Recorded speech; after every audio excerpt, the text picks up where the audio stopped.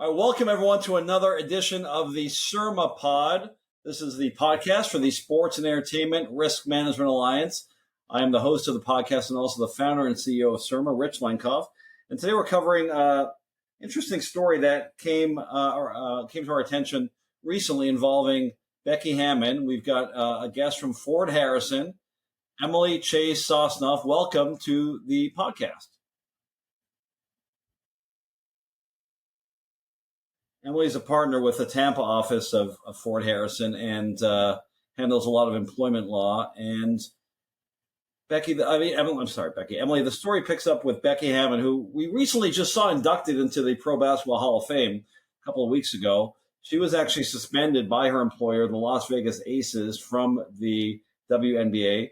And the suspension resulted from some comments that she allegedly made involving one of her players. The allegation by the player, while it was an unnamed, she didn't name the person, but the player, Dearica Hamby, said that she was discriminated against and her rights were violated as a result of her pregnancy. Why don't you pick up the story from that point, Emily, if you can?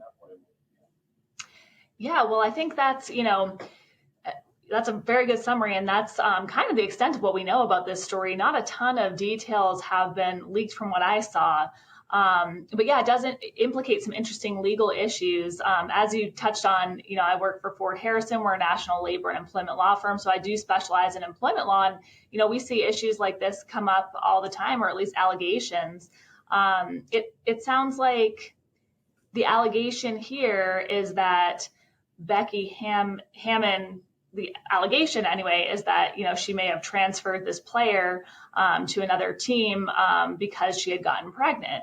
Now, I guess what the investigation uncovered, it sounds like, is that, Becky Hammon may have made some comment about the pregnancy or asked the player about her pregnancy. But that's pretty much all we know. And then we know, how the investigation unfolded with some disciplinary action there. So unclear exactly what was uncovered, but it brings up some interesting issues with pregnancy discrimination in the workplace and accommodations for pregnant workers, especially in the sports field, as well as disciplinary action for the results of an investigation. Yeah, let's take those one by one, because the player alleged that, and this was after, 33 interviews with people close to the situation were interviewed, and texts and emails and other documents were investigated. And the player alleged that, again, she didn't mention her coach, but, after this investigation, the connection was made that it was Becky Hammon, discriminated against her. And, that resulted in this trade to the LA Sparks because of her pregnancy. Now, we don't know, to your point, exactly what the details of the investigation were, but maybe talk to us more generally about what happens when such an allegation is made by an employee against an organization, against an individual. What type of investigation is generally conducted at that point? Yeah, that's a really good question. There's a bunch of different ways to go about that. I would say in general, the process is that you have to first choose somebody who's going to conduct the investigation. That can be somebody within human resources within the organization, or a lot of times people hire outside counsel, like legal representation, to perform a neutral investigation of a situation. So typically, I've done investigations. I know people in my firm have as well. The typical process is usually first that you would interview the person who's made the allegation and get their side of the story, get any relevant details, ask them, who else might have knowledge about this and what other witnesses you should speak with, and then speak with the accused and hear their side of the story, what happened from their perspective. Because oftentimes, the truth is somewhere in the middle between those two, right? And that's why you need to, potentially interview others who are close to the situation, others who may have witnessed these types of comments. And of course, documents are critical too. If there was anything put in emails or text messages, then that's, hard evidence of what actually occurred. I think, a lot of times we see in the workplace that people consider text messages or instant messages, Facebook Messenger, all these forms of communication, people consider it very informal, but if it's in writing, then that's hard evidence. So, at the end of the day, you have to look at all the evidence and weigh the credibility of these different witnesses against the, whatever hard evidence you may have, and and make a determination there. And, ultimately it'll be up to the organization about what disciplinary action, if any, is appropriate. So Emily, the player, again, Hamby said in her Instagram post on January 21st, the same day she was, maybe it was the day after she was traded to the Sparks, she said that, she had difficulty moving on from disgusting comments made toward her by an unnamed member of the Aces organization. Again, the conclusion was that unnamed person was Coach Becky Hammon. She said her character and work ethic were attacked, and she was promised things by the organization that were not followed through upon. And here's one of the key allegations. She says, I was accused of signing my extension knowingly pregnant. This is false. Now, it's obviously, dangerous territory for an employer to inquire or to make any decisions employment related when there's a pregnancy involved. In this case, the allegation is that the player was accused of misrepresenting her status. Of course, those are factors that these days aren't wise for an employer to delve into when dealing with any employee, including, in this case, what can be considered disciplinary action, perhaps, if you follow the allegation, in trading her to another team. Right. I agree with you. I mean, that is very dangerous territory for an employer, especially when making hiring decisions. And, there are many laws on the federal level that protect pregnant workers, including the Pregnant Workers Fairness Act, which is a brand new law. So, absolutely an employer should not be making employment decisions based on someone's pregnancy. I mean, there may be cases where somebody needs a leave of absence or accommodations because they're pregnant, and of course the employer can work with them.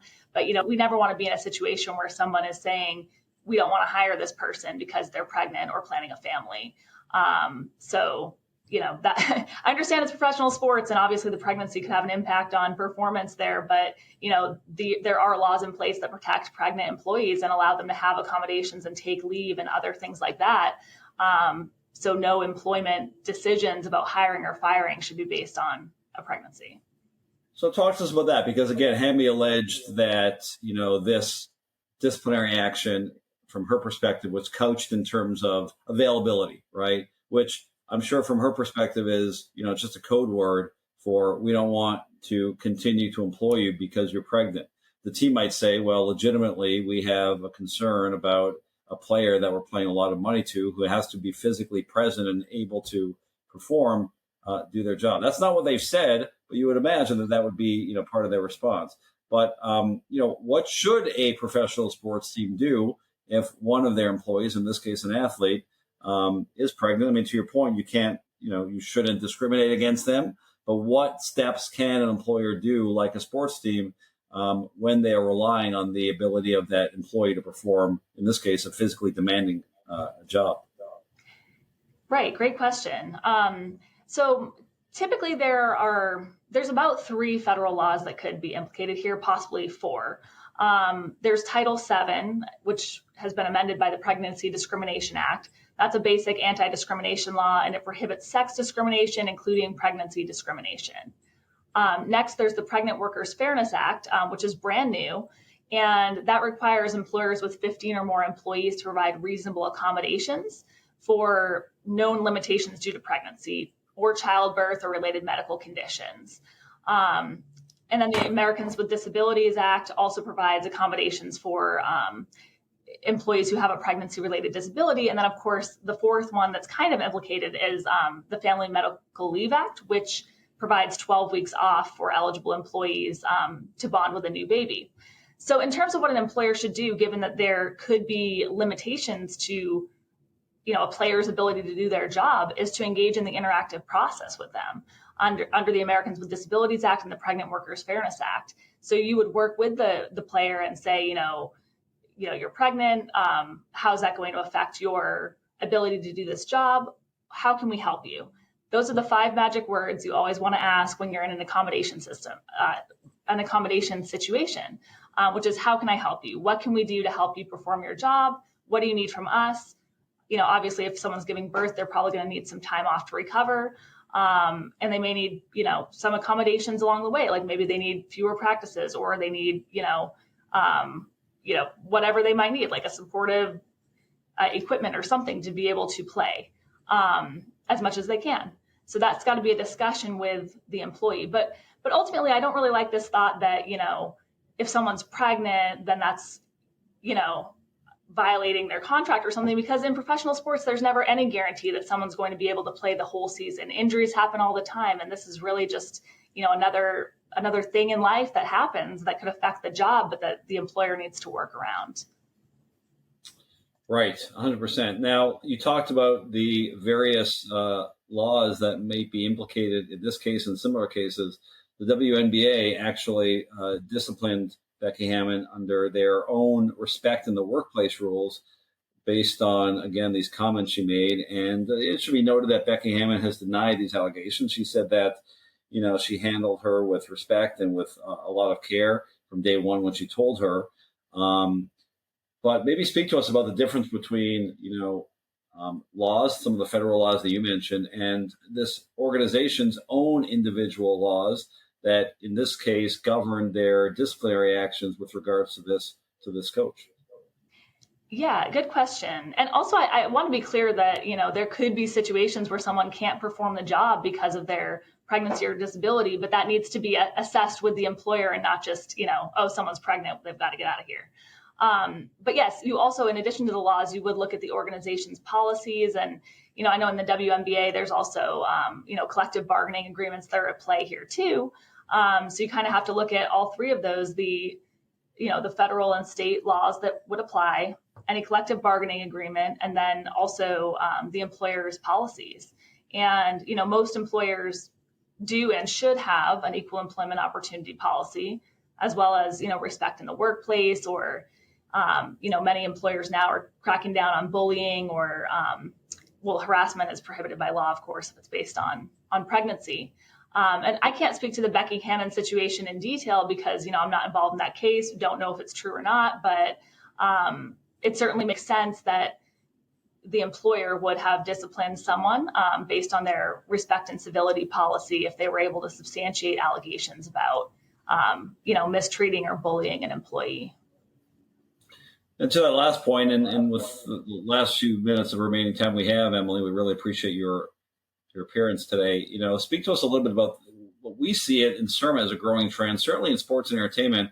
I'm sure you see it, in the global employment arena generally, is, a rise in allegations of bullying. I'm wondering if, from your perspective, that's because of greater awareness of this issue, or is it happening more? Again, from the sports and entertainment perspective, we're seeing it, across the board. We're seeing more allegations of bullying, intimidation, hostile work environments, both TV sets, movie sets, and also in sports. I think what's interesting from the sports perspective is now you're seeing people, more comfortable with coming forward and alleging this kind of abuse, right? And these are, let's face it, most of the athletes we're talking about in a heavily male-dominated arena, these are grown men who in the past have traditionally not, I think, been comfortable coming forward and saying that they're being bullied for fear of retribution, fear of being made fun of, right? I mean, that's just in many ways has been seen as coaching, right? Well, now we see a lot of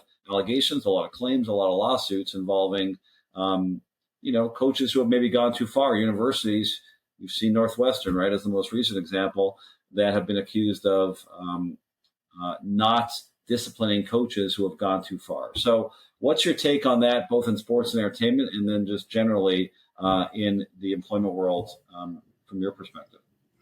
Yeah, that's a really interesting question. And, it's difficult to say from my perspective whether I've seen a rise in that type of claim or, what might be behind it. I do think that perhaps younger generations are kind of questioning the way things work in different workplaces. And, we've seen, especially in remote work, like the younger generations certainly they just have different boundaries in the workplace and different expectations. And, people, as times are changing, people are speaking up about things that used to be normal. So I think that could certainly be at play where, some form of workplace behavior that was tolerated in the past just isn't tolerated anymore. And, it's hard to say what the reason for that is, but it certainly is an interesting trend. One thing I have to mention here, though, because I find this very interesting, I see this come up a lot. In almost everywhere in the US, some states having perhaps exceptions, it's not actually illegal to bully someone in the workplace unless it's based on a protected characteristic. So, you can't harass or bully someone because of their race, their sex, their pregnancy, their disability, or any other number of protected classes. But, there's not really a legal claim just because your boss is a jerk.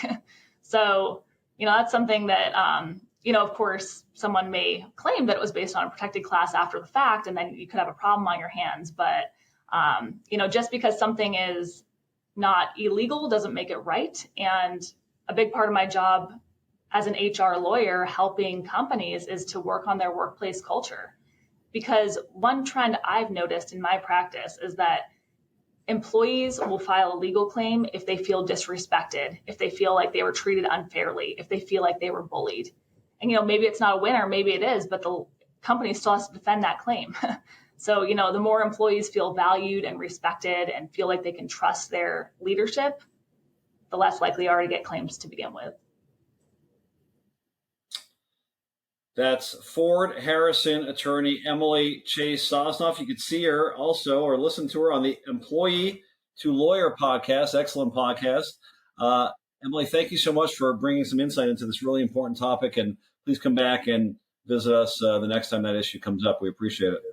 Absolutely. Thanks again for having me.